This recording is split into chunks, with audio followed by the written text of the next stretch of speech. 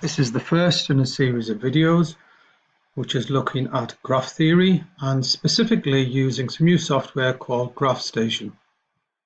A good place to start would be to talk about exactly what is a graph and what does it mean to you. You will no doubt have come across the term graph before, but more likely linked with bar charts, pie charts, line graphs, etc. And this is not the same area of mathematics. It's a different area, and it looks at data points and the relationship between those data points. So this is a good time to start looking at the software now, I think. On the left-hand side, we've got some tools down here where we can add points. If I hover over here, you can see it should tell me that I can add a node. So I'm going to put a couple on there. This is the term that we use for points. You may have seen or heard of the term vertex, which is also used. Certainly if you're doing decision maths or if you're doing computer science, those terms are used quite often in textbooks, etc., and on exams. So what do we know about these 2 points? We can look at something called an adjacency list, which will tell me that I've got 2 points and there is currently no relationship between them. So I've created a graph, but this graph is not connected. That's a key term, it's an important term. I can add a connection, add an edge between A and B. And you can see my adjacency list has been updated. So now A is connected to B and B is connected to A. We can also have a one-way relationship if we add just direction. So if we do that, we now get an arrow. And that indicates that A is connected to B, but B is not connected to A. Now, the adjacency list will reflect the fact that there is a connection, so that's useful. But there are limitations to the adjacency list, and I will show you this now. If I want to add some weight, I'll just checkbox that. You can see by default there is a weight of 1. Now, exactly what weight is, I'm going to talk about soon, but I can actually change that weight. I put 4 on, for example. Now I can still see that it is directed, but I can't see any weight. There's nothing actually showing on there. So for those who study decision maths or computer science, you will need to, or you may already be familiar with an adjacency matrix, which is another way at looking at a graph. And with an adjacency matrix, you actually get more information. It will take up more of the computer's memory. That's something for the exam, but it does provide you with more information. So now if we look at this, we can see now that A is connected to B, but actually shows the weight of 4, and B is not connected to A. In fact, it shows up as infinity. So what I'm going to do now, I'm going to add some more points, some more nodes on here. I'm going to add another couple. You can see that I've got an update on my 2 tables. And what I'm going to do is I'm going to connect them up. So I'll take the direction off. And I will just add some more weight.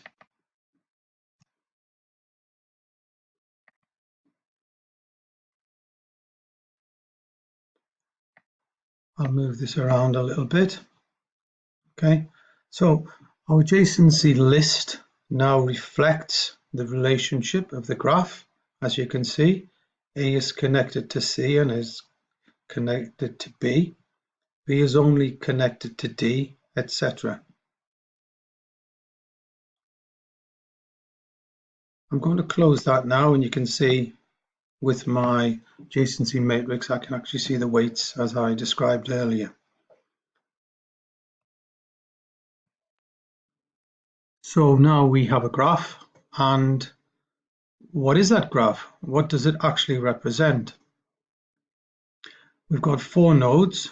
One of the common areas is to look at graph theory when we look at how towns are linked for route planning. So for example, we could say between A and C there is a distance of 3 miles. between C and D 7, D to B is 2, and A to B is 4. However, because that is directed, we can see that this is a one-way street and there is no route between B and A. Another common use for graphs is to look at social networking. So what I'm going to do, I'm going to clear this graph and I'm going to look at another icon up here which has got a lot of built-in templates, and I'm going to choose social network down here, and it should clear what I've got. And I don't actually need the adjacency matrix at the moment, so I'm going to remove that. So what we have here is a representation of a social network using a graph. And you will be familiar with social networking. So all of these people are all part of the social network, and there are relationships between each person and some of the other people on that network. So each person is a node, and the relationships or the connections are represented by the edges. One of the things you may have noticed is there is no direction or weight. So this is not a directed graph, and it is not a weighted graph. So let's look at one person specifically. So I'm going to use another tool up here, and it's the manual trace tool, which has many uses, but I'm just going to use it for highlighting for this specific thing. And I'm going to choose Yo-Yo, and from Yo-Yo has a connection with Chung, also a connection with Sally, also a connection with Ronan, and also a connection with Amida. Now, we could look at the edges to see this. Obviously, I've highlighted it. We can also look at our adjacency list, which will give me the details. I will have to go all the way bottom for Yo-Yo. You can see A, C, R, and S. By the way, because I'm using a list here, I'm using words rather than numbers or letters, which are often represented. It's the first letter of each of the words which is being used here. So you can see Y for Yo-Yo.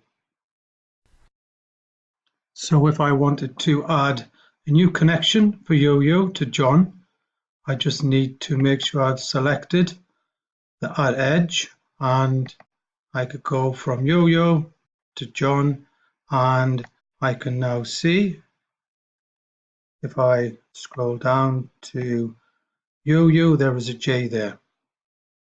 I'm going to just close the adjacency list for a moment. There is information that we can actually glean from the graph itself. If I go into analysis and graph details, it tells me that for my graph, I've got 25 nodes. There are 32 edges. The graph is not weighted and it is not directed. Something that's useful. I'm just going to conclude now to tell you a few more things about the software. If you want to zoom, obviously this is something you may find useful. You can zoom in if you want to look at something specifically, or zoom back out. If you double click this, it will reset your zoom. You've got a redo, undo. Pretty standard on most software, but very useful. There are lots of other graphs that are built in, which we can explore in further videos. There is an image library. I intend to add to those. And in the next video, we're going to look at the bridges one specifically. Clipboard, so you can copy paste, you can save, and also you can open. There is, you've seen the bin, I believe. If you haven't, here it is here. What we can do, we can actually delete specific nodes or just actual specific lines as you sort of build your graph up and do things with that. There is also a curved edge, which has some useful applications, and we're going to be using that in the next video. You also have a feature where you can add text. You can see there's a title being put on here, social network. If I want to edit that, as long as my select isn't on, if I double click, I can get onto the text and I can look at specifically the color, the font size, etc. And change that. And change it. It's pretty straightforward. And you can move the text around. And I think that concludes the first video. Hopefully you found it useful, and you can watch the next one, which will be talking about the 7 bridges of Königsberg and the origins of graph theory.